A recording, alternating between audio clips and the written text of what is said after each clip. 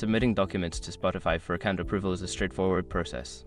Follow these steps to ensure your submission is successful. Step 1. Prepare your documents. Gather all necessary documents required for account approval. This may include identification, proof of address, or any other relevant information as specified by Spotify. Step 2. Access your Spotify account. Log into your Spotify account using your credentials. If you do not have an account yet, create one by following the sign-up process.